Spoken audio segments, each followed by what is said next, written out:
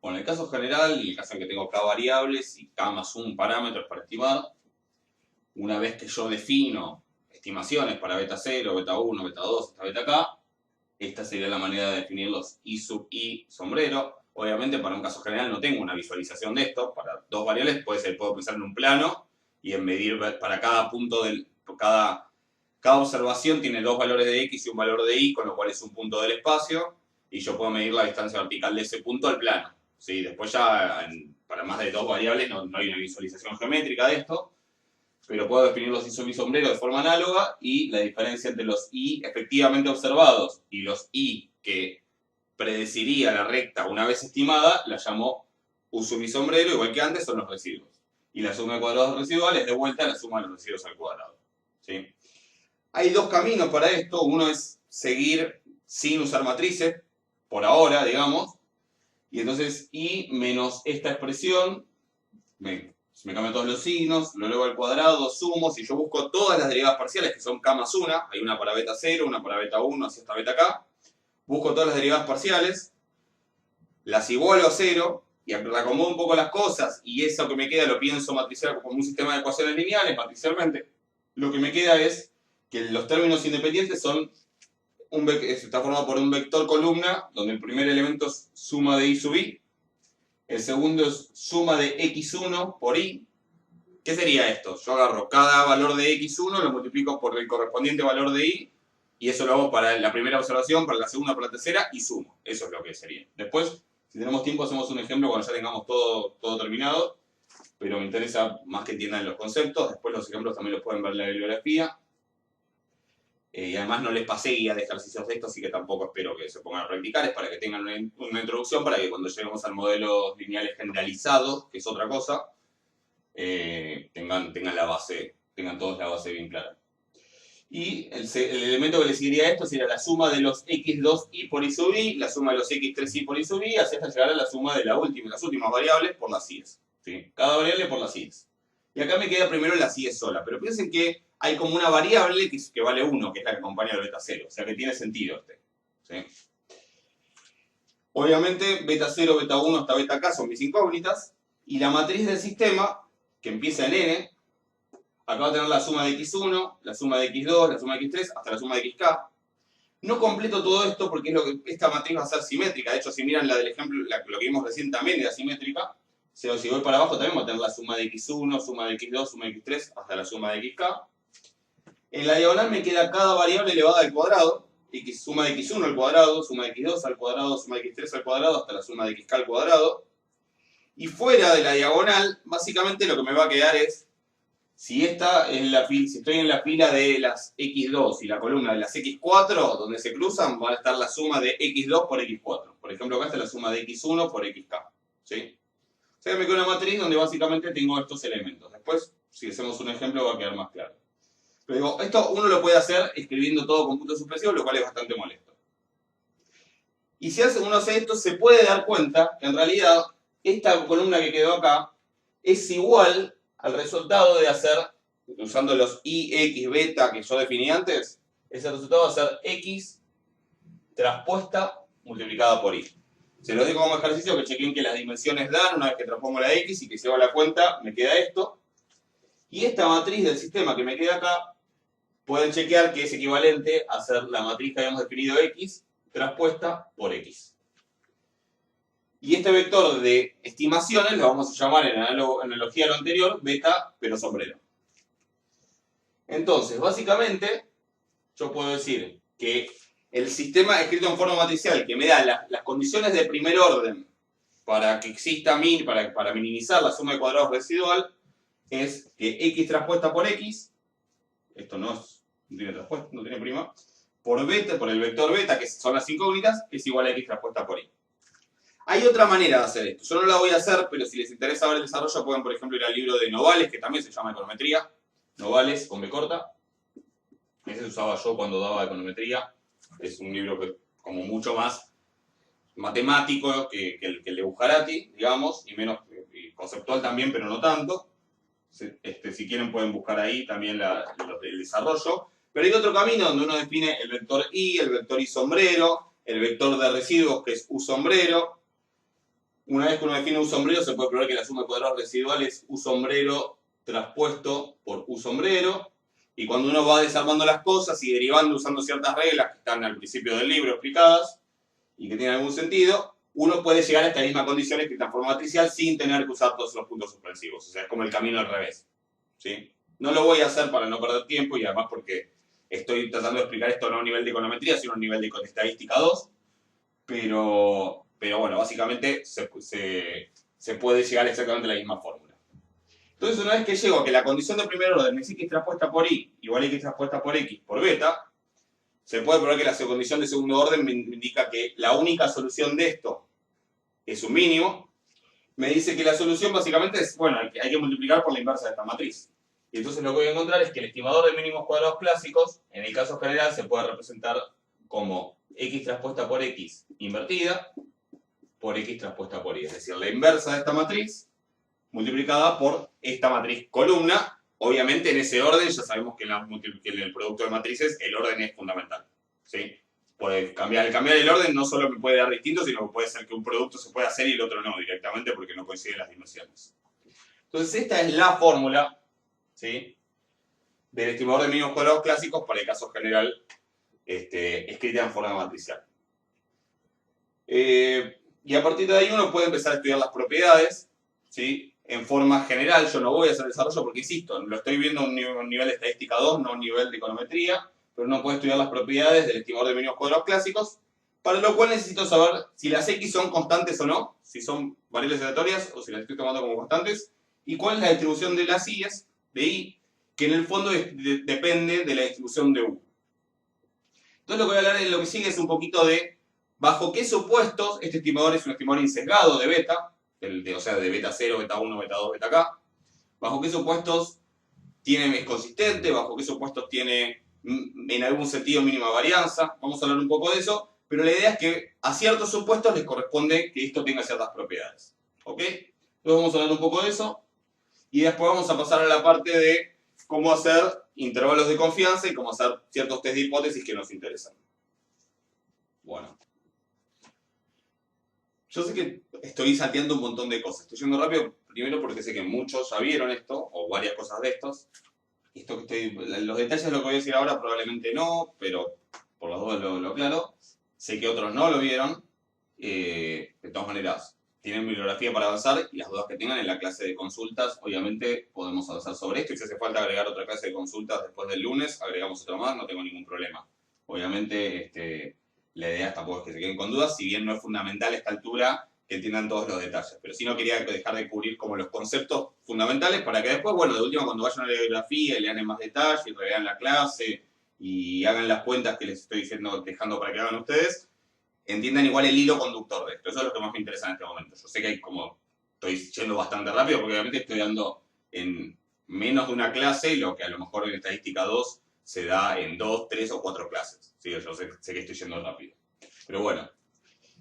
La primera propiedad que vamos a ver sobre propiedades del estimador de mínimos cuadrados clásicos, digamos, en el sentido de propiedades deseables que tiene bajo ciertas condiciones, o sea, no, en general, digamos, si yo no digo nada más de todo lo que dije, el estimador de mínimos cuadrados clásicos, no puedo decir nada más. No sé si es insesgado, no sé si es consistente, no sé si es de mínima varianza, no sé nada. Comentario adicional que quiero hacer. ¿Se puede estimar por máxima verosimilitud? Sí. Para estimar por máxima verosimilitud es todo al revés. Yo acá no estoy suponiendo nada. Estoy definiendo el estimador siguiendo un criterio que geométricamente me pareció razonable. No a mí, a Gauss se le ocurrió esto. Bueno, no se me ocurrió a mí, se le ocurrió a Gauss. El método de mínimos cuadrados. De hecho, también el método de mínimos cuadrados se usa a veces sin un trasfondo estadístico, simplemente para decir, tengo un montón de puntos, si quiero una recta que pase cerca, bueno, hago la misma cuenta. No se le interpreta en términos estadísticos, pero se puede hacer, lo que se llama ajuste. A lo mejor, si alguien cursó numérico, en algunos cursos de numérico se queda en el tema de ajuste, y bueno, ya vieron la cuenta y es exactamente lo mismo, pero sin pensarlo desde un punto de vista de que hay variables aleatorias ni nada por el estilo. Nosotros obviamente lo estamos viendo desde este criterio, pero yo estoy partiendo de esa idea geométrica y después ahora estoy viendo si tiene buenas propiedades o qué cosas tengo que suponer para que tengan buenas propiedades. Si quiero estimar por máxima verosimilitud, tengo que hacer todo lo contrario.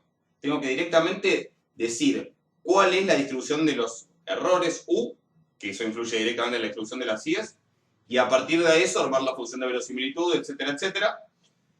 Y les cuento simplemente que si supongo normalidad, si supongo que los UEs son normales, y con cierta condición adicional, ciertas dos condiciones que voy a mencionar ahora acá abajo, en ese caso particular, el estimador de máxima verosimilitud coincide con el de mínimos cuadrados clásicos. Es tipo, da lo mismo, pero bajo estas condiciones que después voy a mencionar acá abajo. ¿Sí? No voy a meterme con esto ahora, después cuando veamos modelos lineal generalizados, más al final de la materia, volveremos sobre esos detalles. Pero por ahora quiero que se queden con la idea que son, en realidad no estoy suponiendo nada por ahora para los UEs, pero a la hora de ponerme a ver las propiedades de este estimador, siempre necesito empezar a suponer cosas. Entonces lo primero que voy a mencionar, y este lo voy a demostrar como para que se den una idea de cómo se trabaja matricialmente, sin dar demasiados detalles, pero les muestro. Voy a probar que si las X son constantes, o sea, si no son aleatorias, si son valores que yo estoy prefijando, e insisto que para un actuario, una actuaria puede tener sentido a veces y otras veces no. En la economía lo más común es que no. Si uno trabaja con la EPH y elige cosas al azar, uno no tiene prefijados los valores, la mayoría de las veces. Entonces, pero suponiendo que las X están elegidas por mí, que yo le doy valores y después lo que veo es cómo la Y responde a esos valores de X. Y si supongo que la esperanza del vector U es 0, es decir, es el vector 0, que eso equivale, ¿qué es la esperanza de un vector aleatorio? Es el vector de todas las esperanzas. Creo que eso no lo había definido, pero básicamente decir esto es lo mismo que decir que la esperanza de cada U sub i es 0. Que tiene sentido, porque yo pienso que la función poblacional lo que hace es a veces errarle de más y a veces errarle de menos.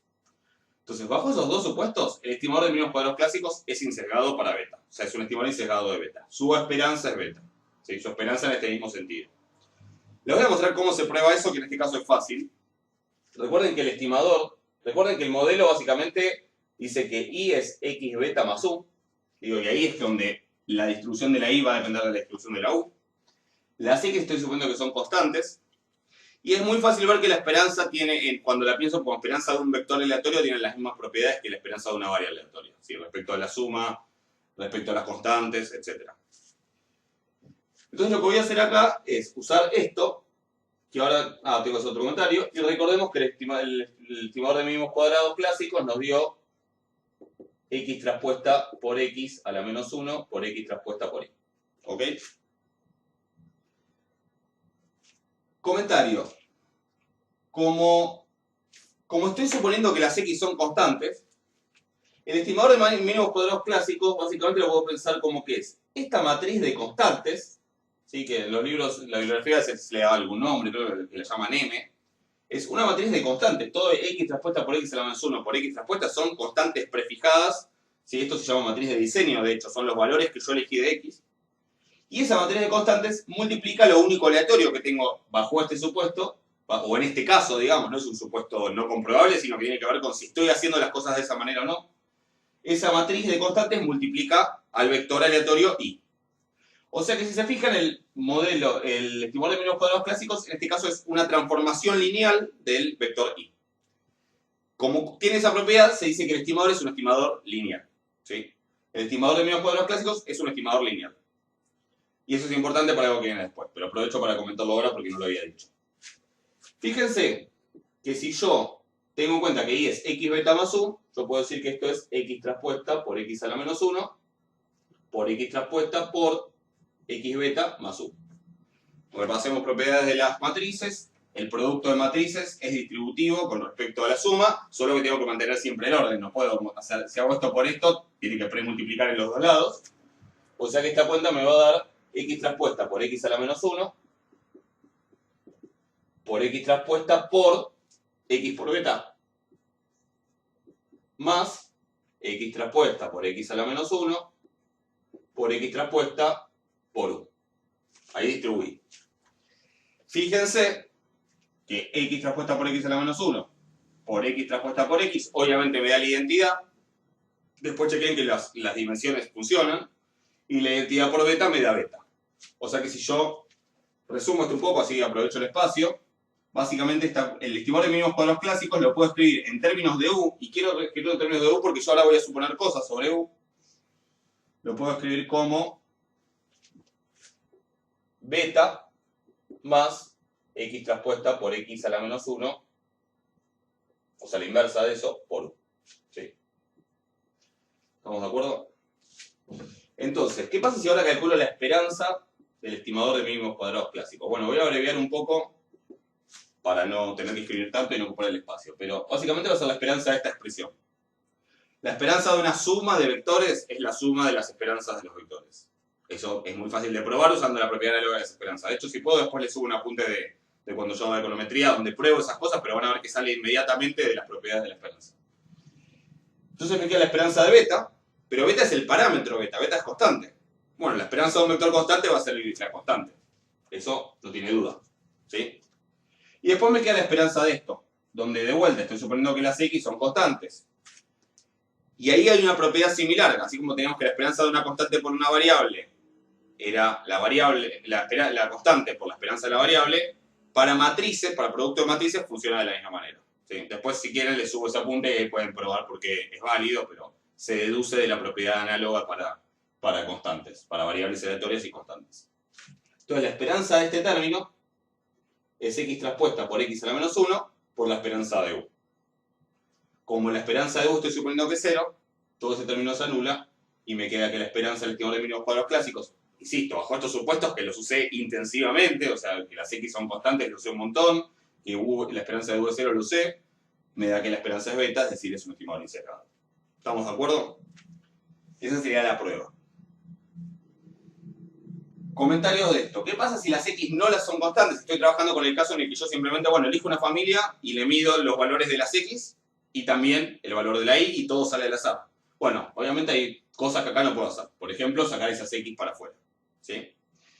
Lo que se puede probar bajo ciertos supuestos, no me quiero meter en eso, es que no necesariamente van a ser inserados, pero sí van a ser estimadores consistentes. ¿Sí? Pero bueno, por eso hay que haber una serie de supuestos en las que no me quiero meter. Y además mi idea no es hacer un montón de demostraciones, sino mostrarles un ejemplo de cómo es una demostración hecha en forma matricial. ¿Sí? Que probablemente eso no lo hayan visto en estadística 2, creo. Pero bueno, como para que tengan una idea, así empieza econometría, digamos, para que se imaginen. Para hablar de la propiedad que sigue, que tendría que ver con si es de mínima varianza en algún sentido, vamos a primero definir lo que se llama la matriz de covarianzas o matriz de varianzas y covarianzas de un vector. ¿Sí? Uno podría definir la varianza de un vector como un vector con todas las varianzas. Pero en realidad lo que se puede buscar es algo más general y más útil. Ahora les cuento en qué contexto es útil, que se llama matriz de varianzas y covarianzas. Donde no solamente voy a tener en la diagonal las varianzas de cada uno de los elementos del vector, sino que fuera de la diagonal voy a tener todas las posibles covarianzas. ¿Sí? Por ejemplo, como el primer elemento de este vector es beta 0 sombrero, acá voy a tener la varianza beta 0 sombrero.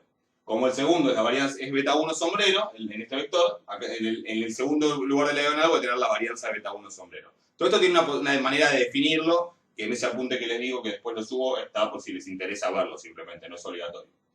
Ahora, acá, que corresponde por fila a beta 0 y por columna a beta 1, voy a tener la covarianza entre beta 0 y beta 1. ¿Sí?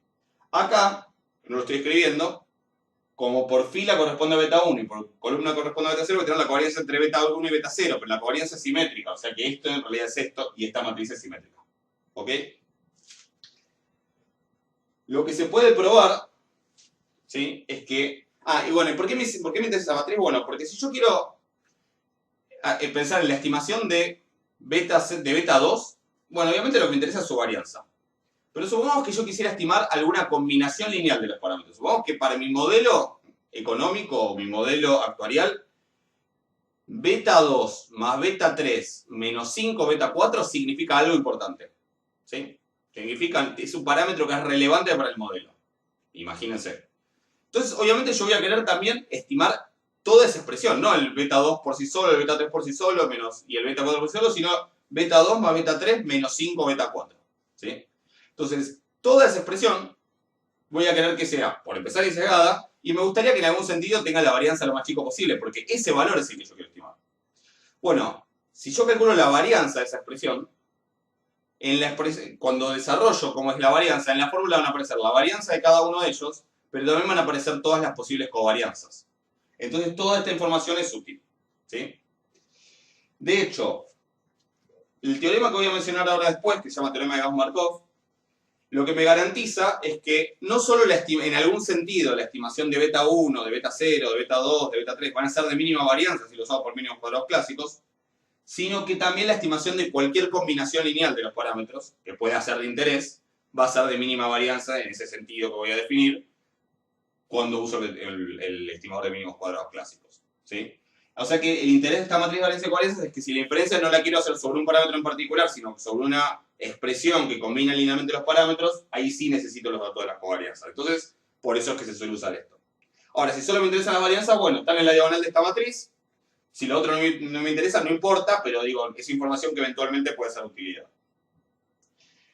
Lo primero que se puede probar, no voy a hacer ahora esta cuenta, ¿sí? Pero se puede probar que si además de lo anterior, si acá no lo dije, pero si además de que x es constante y la esperanza de u es 0, se cumplen dos condiciones adicionales que tienen nombre y todo. Una es que la covarianza entre dos errores, entre un u sub i y un u sub j distintos sea 0, es decir, que sean incorrelacionados los errores distintos. Ese supuesto se llama supuesto de no autocorrelación o de no correlación serial.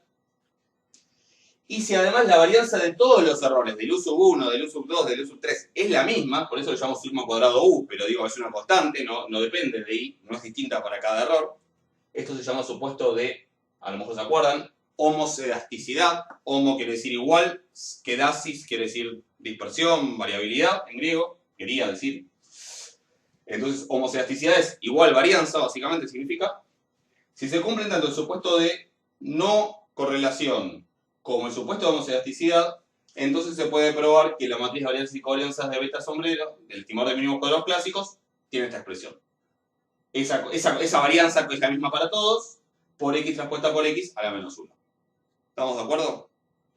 O sea que esa matriz x transpuesta por x a la menos 1 vuelve a aparecer y me da información interesante porque me va a decir cómo son las varianzas. ¿Por qué quiero las varianzas de los estimadores? Bueno, porque para analizar si son buenos o no, porque varianza grande quiere decir un estimador poco preciso, varianza chica quiere decir un estimador muy preciso, y porque después si quiero hacer intervalos de confianza, test de hipótesis, voy a necesitar conocer ese dato. Entonces eso es importante saber que en esta matriz, que básicamente es la x transpuesta por x a la menos 1, que ya hemos hablado, pero multiplicando por la varianza de los errores, en esa matriz tengo la información relevante. Y bajo esos supuestos, además, se puede probar que en cierto sentido los estimadores mínimos cuadrados clásicos son de mínima varianza. Y eso es lo que vamos a anunciar ahora, que se llama teorema de Gauss-Markov. Pero ojo, en cuanto a algunos de sus supuestos falla, esto ya no es cierto. Y justamente lo que se estudia cuando uno estudia, por ejemplo, econometría, es qué pasa si no se cumple este supuesto. ¿Qué consecuencias trae? ¿Cómo lo puedo resolver o mejorar? ¿Qué pasa si no se cumple esto? ¿Qué consecuencias trae? ¿Cómo lo puedo resolver? Etcétera, etcétera. ¿Se entiende? Entonces vamos a hablar del teorema de Gauss-Markov y después pasamos a hablar un poquito más de las otras formas de inferencia. Bueno, entonces, vamos a hablar de... Yo puse propiedad ahí, la verdad que le había puesto teorema. ¿Qué es la diferencia entre una propiedad y un teorema? El prestigio. Sí, es una cuestión de prestigio. Los teoremas son propiedades muy famosas o cuyas implicaciones son muy relevantes o a lo mejor tuvieron buen marketing, digamos, y se terminan llamando teorema. Pero propiedad, teorema, corolario, lema, son la misma cosa, solo que el contexto en el que surgen a veces cambia, ¿sí? Un lema es una propiedad que no es interesante, o por lo menos quien la hace no la considera interesante por sí misma, sino para probar otra cosa. Y por ahí suelen ser además propiedades medio cuentosas, medio molestas, que no parecen muy interesantes, pero que después sirven para algo. Un corolario suele ser una propiedad que surge inmediatamente, casi como una consecuencia casi inmediata de otra propiedad o de un teorema. Y una propiedad es un teorema común y corriente de todos los días, y un teorema es una propiedad con prestigio, digamos, una propiedad con buen marketing, tal vez. Pero bueno, lo que voy a anunciar en realidad se llama teorema de Gauss-Markov, ¿sí? Retoma ideas de cosas que probó Gauss y Markov le dio una forma mucho más formal y además, bueno, mucho más general, y por eso se conoce como teorema de Gauss-Markov. Y lo que me dice es que si se cumple todo lo anterior, que lo vuelvo a anunciar, las x tienen que ser constantes, que eso depende de cómo tomé la muestra, nada más, no es algo que no pueda saber. Y si además, y esto sí no lo puedo saber, la esperanza de los errores es 0, que eso tiene que ver con la especificación, si el modelo está bien planteado o no, básicamente. Y se cumplen los supuestos de homocedasticidad y de no correlación serial. Entonces, bajo esas condiciones, el estimador de mínimos cuadrados clásicos es, y ahora acá lo digo exactamente lo que dice el teorema, pero básicamente es de mínima varianza entre todos los estimadores lineales sin sesgados. Ya vimos que es sin sesgado, ya vimos que es un estimador lineal. Bueno, tiene menor varianza o igual que cualquier otro estimador que también sea lineal y sesgado. Es lo que llaman la propiedad Meili, ¿sí? Por mejor estimador lineal y sesgado, o Helio por estimador lineal y sesgado óptimo, o Blue por el inglés Best Linear Unbiased Estimate. ¿Sí? Todos significan lo mismo. Quiere decir, no es eficiente necesariamente en sentido absoluto, pero por lo menos entre esa subclase de estimadores lineales es el de menor varianza. Más precisamente lo que dice el teorema es que si tomo cualquier otro estimador, y esto no lo puse, insesgado, y lineal para beta, lo llamo B monito, si a su matriz de covarianza, o sea, varianza y covarianza, le resto la matriz de covarianza del estimador de mínimos cuadrados clásicos, la matriz que me queda es semidefinida positiva. Eso es matemáticamente lo que dice el teorema. Pero como consecuencia les puedo asegurar que esto implica que cada una de las varianzas de cada uno de los beta es, para el estimador de mínimos cuadrados clásicos, es menor o igual que para el beta monio, digamos. Eso se puede probar aplicando la definición de semidefinida positiva. No sé si la recuerdan, si no vayan a matemática, digamos a los apuntes de matemática. Aplicándole la definición de semidefinida positiva usando vectores canónicos. Y también va a ser de menor o igual varianza, ¿sí? Usar beta MCC que usar ese otro estimador lineal y sesgado, si lo que quiero es estimar una combinación lineal. O sea que esto en algún sentido implica que tengo menor variabilidad, menor varianza entre todos los lineales sin sesgados cuando trabajo con los mínimos cuadrados clásicos. Pero para eso tengo que suponer un montón de cosas, ¿sí? Y si tengo indicios de que alguna de esas cosas es falsa, tengo que empezar a ver, tengo que acordarme primero qué consecuencias va a tener eso. Por ejemplo, si no se cumple esto, ya no sé si voy a poder cumplir esto. Pero si lo otro se cumple, el sesgamiento con esto y esto sigue estando a salvo. Entonces también está bien saber la falla de qué supuestos implica digamos, que pierdo qué propiedades, porque no es que pierdo todo, no es que de repente no sirve para nada. ¿Sí? A lo mejor pierdo ciertas propiedades y otras no. Y un comentario más antes de pasar a cómo hacer intervalos. Simplemente voy a hablar de estadísticos y en base a esos estadísticos ustedes ya saben cómo armar intervalos usando el método del pivot y también saben cómo armar test de hipótesis usando esos estadísticos como estadísticos de prueba y usando la definición, la distribución bajo H0, etcétera. Saben cómo tienen que plantear, digamos, por eso hablamos de test en general. Pero vamos a ver algunos estadísticos que son útiles para hacer inferencia con el modelo lineal. Pero antes de eso quiero comentar una cosa. Ya dijimos que bajo estos supuestos, la matriz de varianzas y covarianzas del estimador de mínimos cuadrados clásicos es la varianza de los U, que es la varianza que tienen todos los errores, por esta matriz. Si no se cumplen estos supuestos, no es esta la matriz, es distinta la matriz. O sea, la matriz cambia.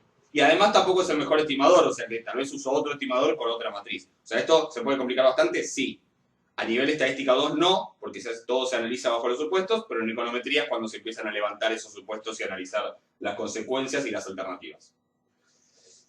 El problema acá es que cuando yo supongo homocedasticidad, cuando supongo que todos los errores tienen la misma varianza, en general no supongo un valor para esa varianza. De hecho, si yo conociera ciencia cierta el valor de esa varianza, estaría seguro de que el supuesto de homocedasticidad se cumple. Pero en general, no estoy ni siquiera seguro de que el supuesto de homocedasticidad sea cierto, menos todavía, en caso de que sea cierto, cuánto vale la varianza.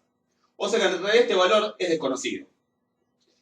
Y entonces yo a esta matriz de varianzas y covarianzas, o a los elementos de esa matriz de varianzas y covarianzas, los puedo estimar a su vez, ¿sí? De por sí es la matriz de varianzas y covarianzas de un estimador. Pero esas varianzas en general no las conozco porque desconozco este número. Ahora, si yo estimo este valor, puedo estimar esta matriz.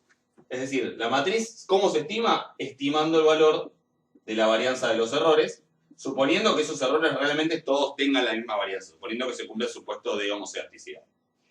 Y les comento simplemente cómo se suele estimar esa varianza, no voy a hacer ninguna cuenta, ni ningún desarrollo, ni nada, pero se suele estimar haciendo la suma de cuadrados de los residuos, que una vez que uno encontró beta 0 y beta 1, o beta 1, o sea todos los beta por mínimos cuadrados, esa suma de los valores de los residuos toma un cierto valor, además, de hecho, el mínimo que puede tomar, y eso se divide por n menos la cantidad de parámetros que es k más 1.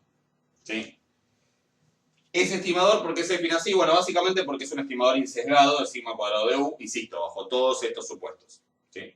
Entonces lo menciono porque ahora en los estadísticos de los que voy a hablar aparece este sigma cuadrado de u sombrero, que es la suma de cuadrados de los residuos sobre n menos k más 1, y me permite, o sea, sobre n menos la cantidad de parámetros a estimar, y me permite estos valores que en el fondo, como no conozco esto, no los puedo calcular, me permite estimarlos. ¿Ok?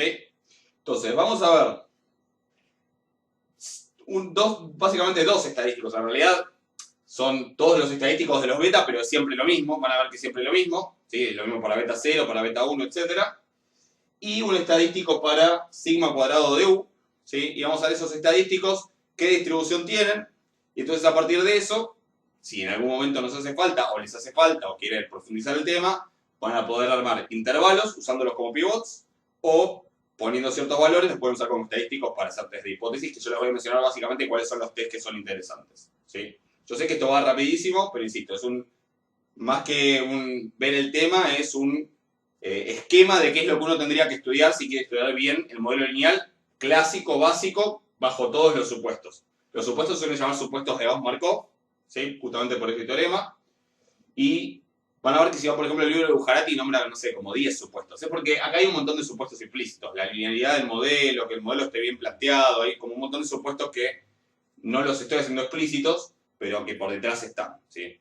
Yo digo, todo esto es como una guía, después todo lo que sea realmente necesario cuando lleguemos a modelos lineales generalizados al final de la materia, lo retomaremos y lo veremos con más detalle, pero no quería dejar sin ver nada de modelo lineal antes de empezar el curso, porque después cuando veamos series de tiempo también todas estas cosas van a ser importantes. ¿Sí? Sobre todo a los que no vieron o vieron poco de modelo lineal, y a los que vieron, darles un repaso rápido, y bueno, después será cuestión de unir todos estos cabos y todas estas cuentas. Entonces vamos a ver esos estadísticos que les menciono, y después si nos queda tiempo hablamos un cachito sobre el R cuadrado y ya cerramos. Lo que vamos a ver ahora tiene que ver con cómo analizar, desde algún punto de vista, qué tan bueno es el ajuste de la recta de regresión muestral al conjunto de puntos, o sea, esa nube de puntos. ¿Sí? Si los puntos están muy alejados de la recta, uno dice, bueno, el modelo probablemente no vaya a tener, por ejemplo, muy buena capacidad predictiva. Ahora, si los puntos están todos muy cerca de la recta, esa recta es muy útil a la hora de hacer predicciones, porque uno espera que los puntos caigan cerca. Entonces, si yo predigo usando directamente la recta, bueno, el valor de y podrá caer, conocido el valor de x, puedo predecir el valor de y. Yo no estoy hablando de los detalles de toda la parte de predicción, pero eso es algo que también se estudia. Dado el valor de x, si uso la recta para predecir el valor de y, bueno, si el ajuste es muy bueno, así uno puede esperar que el y puede un poquito más o un poquito menos, pero no demasiada variación. Entonces, esto tiene interés. Entonces, para entender cómo llegar a eso y la motivación de eso, pensemos que miremos todo esto un poco, por un momento, unidimensionalmente. Si yo tengo diferentes valores de y, yo los podría proyectar sobre y y decir, bueno, hay diferentes valores de y, y yo podría olvidarme de que la y depende de la x, y obviamente lo que me voy a encontrar es que los valores de y, hay algunos que son mayores al valor promedio de y, y otros que son menores al valor promedio. Y el promedio va a estar en el medio, obviamente. Algo que se puede probar, que tiene que ver con la estimación que les di hoy para beta 0, todo esto lo voy a hacer obviamente para el caso de una sola variable, pero se puede extender la misma idea al caso general, es que si evalúo en la recta de regresión x raya, el valor que obtengo es y raya. Eso no es una casualidad, es una propiedad matemática que se cumple. Entonces, ¿por qué digo, olvidémonos por un momento de x? Bueno, yo voy a obtener que esta y raya y que hay muchos valores mayores que y raya y muchos valores menores. Por ejemplo, para este dato en particular, la diferencia con y raya va a ser toda esta distancia.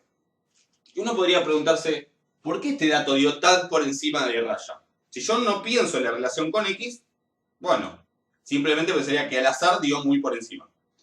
Ahora, si yo tengo en cuenta la relación con x y cómo la estimé, yo lo que puedo decir es, bueno, en realidad dio por encima de y raya, dio bastante por encima de y raya, porque x e y tienen una relación positiva, y en particular, el valor de este dato, el valor de x de este dato, también está muy por encima de x raya. O sea, dio por encima de la media de y porque el valor de x que hoy le corresponde también está por encima de la media de x.